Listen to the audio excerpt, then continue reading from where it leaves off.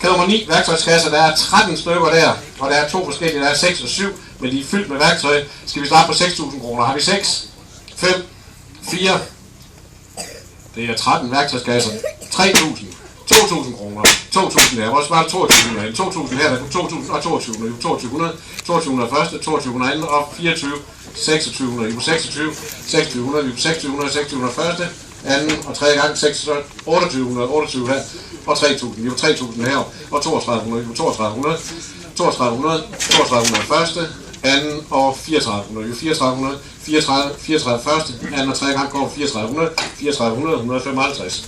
Kælder nummer 10, der har diverse reoler. Kan vi starte på, ja, vi har faktisk nogle forhåndsbrud, vi skal op på 300 kroner. Har vi 400 kroner i salen, der er på 300 kroner fra reolerne, 300 kroner til salen på 300, 400, 500, er med på 600, 600, 600 her, 600 fra reoler, 600 første, 600 anden og 700.